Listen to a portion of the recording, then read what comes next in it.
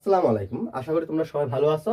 তো আজকে হচ্ছে যে আমরা রাইট ফর্ম ভার্ব নিয়ে কথা বলবো, অর্থাৎ 4 থেকে 5 মিনিটে আমরা কিভাবে রাইট ফর্ম ভার্বটা শিখতে পারি সেই টেকনিকটা হচ্ছে যে আমরা এখানে শিখবো। তো তোমরা জানো যে এসএসসি তে তোমার 4 নাম্বার পজিশনে কিন্তু রাইট ফর্ম ভার্ব আছে গ্রামারের পজিশনে, আর এইচএসসি তে তোমরা 5 নাম্বার পজিশনে তোমার রাইট ফর্ম ভার্বটা কিন্তু এসে থাকে। তো রাইট ফর্ম ভার্ব অনেকে কঠিন মনে করে, যারা কঠিন মনে করে তারা হচ্ছে টেন্স এবং প্যাসিভের ধারণাটা খুব সুন্দরভাবে পারে না। কারণ টেন্স আর প্যাসিভের মতো 90% তুমি যদি টেন্স আর প্যাসিভ পারো তাহলে তুমি 90% কিন্তু রাইট ফর্ম ভার্বটা তুমি কমপ্লিট করতে পারবা, অর্থাৎ 60 থেকে 60.5 তুমি কিন্তু এটা নিশ্চিত নাম্বার উঠাতে পারবা। তো আজকে আমরা তোমার প্র্যাকটিক্যালি দেখাবো কিভাবে তুমি টেন্স আর প্যাসিভ পারলে তাহলে রাইট ফর্ম ভার্বটা তুমি সুন্দরভাবে করতে পারো। আরো কিছু নিয়ম আছে যেগুলো হচ্ছে 10%, তাই পার্সেন্টেজ হিসাব করে 10% হয়। ওগুলো আমরা যখন করতে যাবো প্র্যাকটিক্যালি তখন আমরা এটা দিয়ে দিব। আর আমি হচ্ছে যে আজকে এই বই থেকে ক্লাসটা নিচ্ছি, তোমরা হচ্ছে যে এই বই থেকে অনেকে কালেক্ট করেছো, তাদেরকে অসংখ্য ধন্যবাদ। আর যারা কালেক্ট করো না তারা কিন্তু যদি প্রয়োজন মনে করো তাহলে বইটি কিন্তু কালেক্ট করে নিবে। তো হচ্ছে এখন খেয়াল করো, এই যে আমরা টেন্স আর প্যাসিভ দিয়ে কিন্তু এগুলো সবগুলো কমপ্লিট করব। তোমরা অনেকে আসছো যে কিনা ক্লাস অর্ধেক করে কিন্তু চলে যাচ্ছ, তোমার শেষ পর্যন্ত দেখবা। আসলে যদি শেষ পর্যন্ত দেখো অবশ্যই তোমাদের একটা কনসেপ্ট, ক্লিয়ার একটা কনসেপ্ট তোমাদের ভিতরে কি হবে, ইনক্রিজ হবে। তো আমি এটা হচ্ছে তোমাদেরকে আজ প্র্যাকটিক্যালি করাবো। আর এখানে তোমাদের যতগুলো বোর্ড আছে, বোর্ডগুলো হচ্ছে না, আমি প্রতিটা বোর্ড তোমাদেরকে এইভাবে ডিসকাস করার চেষ্টা করবো, যাতে তোমরা জানো যত বেশি তোমরা প্র্যাকটিস করবে তত বেশি তোমরা কিন্তু তোমরা পরীক্ষা ভালো করতে পারবে। তো এখন খেয়াল করো, এই যে টেন্স আর প্যাসিভ, যে তুমি শুধু যে রাইট ফর্ম ভার্বের জন্য না, টেন্স আর প্যাসিভ যদি তুমি না পারো তাহলে তুমি কিন্তু ফ্রি হ্যান্ডিং রাইটিং তুমি কিছু লিখতে পারবে না, ইংলিশে কথা বলতে পারবে না, ইংলিশে পড়ে তুমি অর্থ বুঝতে পারবে না। তাই তোমাদের অবশ্যই টেন্স আর প্যাসিভ শেখা তোমাদের জন্য একেবারে ফরজ। তো এখন টেন্স আর প্যাসিভ যে শিখে কিভাবে রাইট ফর্ম ভার্বটা করতে হয় তা আমি তোমাদেরকে একবার প্র্যাকটিক্যালি তোমাদেরকে ধারণা দিব ইনশাআল্লাহ। তো দেখো, প্রথমে তো যখন তুমি এটা যখন তুমি সেন্টেন্সটা কমপ্লিট করতে যাইবা, প্রথমে চিন্তা করবে এটা টেন্স নাকি প্যাসিভ। তো তোমরা টেন্স আর প্যাসিভে তোমাদের সহজে বোঝার জন্য আমার একটা 42 মিনিট একটা ভিডিও আছে, ওই ভিডিওটা তোমরা যদি দেখে নাও সহজে টেন্স আর প্যাসিভ তোমরা একটা স্পষ্ট ধারণা পাবে এবং তোমরা সহজে শিখতে পারবে। আরো কিছু ভিডিও আছে টেন্স আর প্যাসিভের উপরে আলাদা আলাদা ভিডিও আছে, ওগুলো তোমরা দেখতে পারো। অর্থাৎ বেসিকটা তোমাদের থাকতে হবে খুবই স্ট্রং এবং ক্লিয়ার ধারণা রাখতে হবে, তাহলে তোমরা টেন্স আর প্যাসিভ খুব সুন্দরভাবে পারবা। খেয়াল করো, ফুটবল, এটা তাহলে টেন্স চিনার উপায় কি? সাবজেক্ট যখন নিজে কাজ করে তখন এটা হবে টেন্স, আর সাবজেক্ট যখন নিজে কাজ করে না, কাজটা করে অন্য কেউ, তখন হবে প্যাসিভ। আমরা উদাহরণ দেখি যে ফুটবল কিন্তু সাবজেক্ট হিসাবে বসেছে, কিন্তু এটা সে কাজটা করতেছে না। কেমনি করতেছে না? দেখো, ফুটবল অর্গানাইজ ইন 2013, অর্থাৎ ফুটবল খেলা এটা ভবিষ্যতে, ইন ফিউচার, দেখো ফিউচার দেওয়া আছে, অর্থাৎ 2030 সাল কিন্তু এখনো আসে নাই। তাহলে 2030 সালে তোমার কি হবে, ফুটবল খেলা, যে ফুটবল খেলাটা কি হবে, অনুষ্ঠিত হবে বা আয়োজন করা হবে। এখন দেখো, ফুটবল খেলা আয়োজন করা হবে কত, 2030 সালে, তাহলে এটা অবশ্যই ফিউচারে দেওয়া আছে। এখন যে ফুটবল সাবজেক্ট হিসেবে বসেছে, সে সাবজেক্টের জায়গায় বসেছে, সে কিন্তু কাজটা করতে পারে না। তাহলে আমরা একটু আগে বলছি, যদি কোনো সাবজেক্টের জায়গায় বসে, সে যদি কাজটা না করে, কাজটা করে অন্য কেউ, তাহলে তখন এটা প্যাসিভ হয়। এখানে এটা প্যাসিভ, তাহলে এটা প্যাসিভের রুল দ্বারা করতে হবে। আর অনেকে বলবা যে স্যার এখানে একটা ওয়ার্ড আছে, এই ওয়ার্ড আবার shall, will, was, were, have, has, এটা কোত্থেকে আসে? এটাই যে তোমার টেন্স আর প্যাসিভের উপর ভিত্তি করে এটা চলে আসে। এখন এটা দেখো, তোমার হচ্ছে যে 2030 সালে ফুটবল খেলাতে কি করে অনুষ্ঠিত করা হবে বা আয়োজন করা হবে, এই কারণে এটা তোমরা প্যাসিভের প্রেজেন্ট তোমার ফিউচার ইনডেফিনিটের সাথে মিলে এখানে তোমরা প্যাসিভের ফিউচার ইনডেফিনিটের সূত্র অনুসারে লিখতে হবে। তাহলে এখানে লিখতে হবে কি, শেল আর প্যাসিভের সূত্র দেখো, এখানে স্ক্রিন তোমরা নিশ্চয় দেখতেছো, শেল বি, আর এটা হচ্ছে তোমার হচ্ছে অর্গানাইজের বি হয়ে যাবে, অর্গানাইজ, হ্যাঁ, অর্গানাইজ কি হবে, অর্গানাইজ হয়ে যাবে। তাহলে should be organise, football should be organise বা উইল বি অর্গানাইজ, তোমরা দুইটার থেকে যে কোনো একটা ব্যবহার করতে পারো। তাহলে ফুটবল শুড বি অর্গানাইজ, এটা সঠিক হবে, football should be organise in 2013।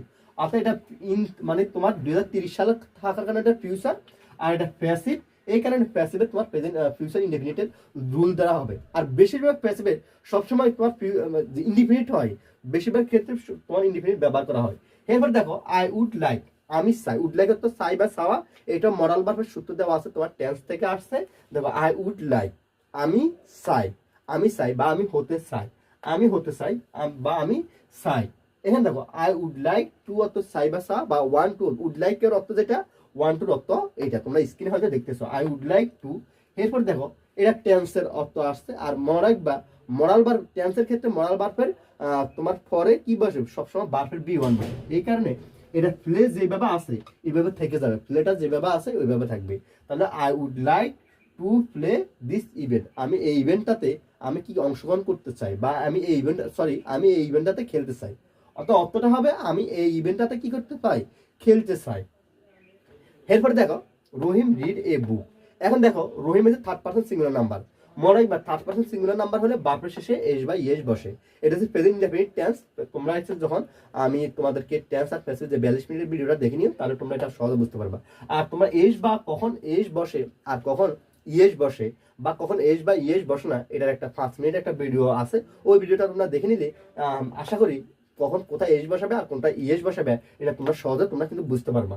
R S বা ইয়েসে রাইট ফর্মে কমপক্ষে 2-3টা আসে, যে এস বা ইয়েসের ব্যবহার 2-3টা কিন্তু তোমার আসে। তাই অবশ্যই তোমরা এস বা ইয়েসের ব্যবহারটা ভালোভাবে দেখে নিবে। তাহলে রহিম এসে থার্ড পার্সন সিঙ্গুলার নাম্বার। মনে রাখবে প্রেজেন্ট ইনডেফিনিট টেন্সে শুধুমাত্র এস বা ইয়েস বসে। এইখানে এটা যেহেতু প্রেজেন্ট ইনডেফিনিট টেন্স, রহিম থার্ড পার্সন সিঙ্গুলার নাম্বার, এইখানে বারবার শেষে এস বা ইয়েস বসবে। এইখানে হবে এটা হবে রিডস। এর সঠিক হবে রহিম reads a book. Rahim reads a বুক। এরপরে খেয়াল করো সি, এখানে ডি নাম্বারে সি বি নট সি, এখানে তোমার ব্যাকগ্রাউন্ডে দেওয়া হচ্ছে be are not read a properly. সে তাহলে এটা অর্থটা কি হবে, সে নট রিড। তো নট আছে দেখো তোমার কিন্তু কোশ্চেনের মধ্যে লেখা আছে নট রিড প্রপারলি। সে যথাযথভাবে পড়তে পারে না। সে কি করে যথাযথভাবে পড়তে পারে না, এর পারে না ক্যান, তাহলে কি আসবে হি ক্যান নট রিড প্রপারলি। এটা টেন্স, অর্থাৎ সে মডাল ভার্বের টেন্স।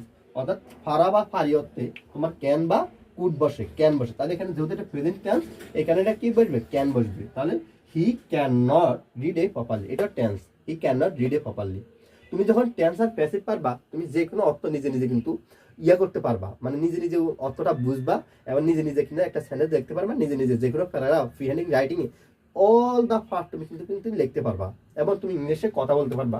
এটা কোনো সময়। তবে তোমাকে অবশ্যই টেন্স, তোমার হচ্ছে যে টেন্স এবং প্যাসিভ তোমাকে ভালোভাবে বুঝতে হবে। তো আমার এখানে 2-3টা ভিডিও আছে, একটা যে 42 মিনিটের ভিডিওটা আগে দেখবা। এরপরে তোমরা তাও যদি না বুঝো, আরো সহজভাবে অনেকগুলো ভিডিও আছে, ওই ভিডিওগুলো সকল ভিডিও যদি দেখো এবং খাতা কলমে যদি নোট করো, ইনশাল্লাহ তুমি টেন্স আর প্যাসিভ ভাবে বুঝবে। আর টেন্স আর প্যাসিভ বুঝলে তোমার সকল গ্রামার, মোটামুটি 80% গ্রামার এবং ইংলিশে তুমি 80% বস হয়ে যাবে, 80% তুমি বুঝে যাবে। এরপরে খেয়াল করো রহিম হ্যাজ, রহিমের হ্যাজ বিট। রহিম হ্যাজ বিটাতে কি, বিটাতে ফর করা বা মারা। যেহেতু সে পড়ালেখা পারে না, এখানে তার শিক্ষক তাকে কি করছে, মারছে। Rahim has beat by his teacher, তার টিচার দ্বারা তাকে কি করা হয়েছে, মারা হয়েছে। এখন দেখো রহিম সাবজেক্ট হিসেবে বসেছে, কিন্তু সে কাজটা কি সে করে, সে তাকে নিজেকে নিজে মারবে? আর সে কি পাগল, সে নিজেকে নিজে মারবে? তার টিচার দ্বারা তাকে মারা হয়, তাহলে তার টিচারে তাকে মারছে। আর এটা হ্যাজ দেওয়া আছে, তাহলে এটা পারফেক্ট টেন্সে তোমার প্যাসিভ হবে। এই কারণে পারফেক্ট টেন্সে প্যাসিভের রুল অনুসারে করবা। তাহলে দেখো রহিম হ্যাজ যেহেতু আছে, এখানে আমি বুঝলাম যে এটা পারফেক্ট টেন্স হবে। তাহলে এটা বিটেন, তাহলে পারফেক্ট টেন্সে তোমার যে প্যাসিভের রুল আছে ও রুল দ্বারা করতে হবে। তাহলে কি হবে, রহিম হ্যাজ বিন, এখানে কি হবে, উত্তরটা হবে Rahim has bin R beaten হবে, হবে বিটেন। রহিম হ্যাজ বিন, এটা আনসার হবে রহিম হ্যাজ বিন বিটেন।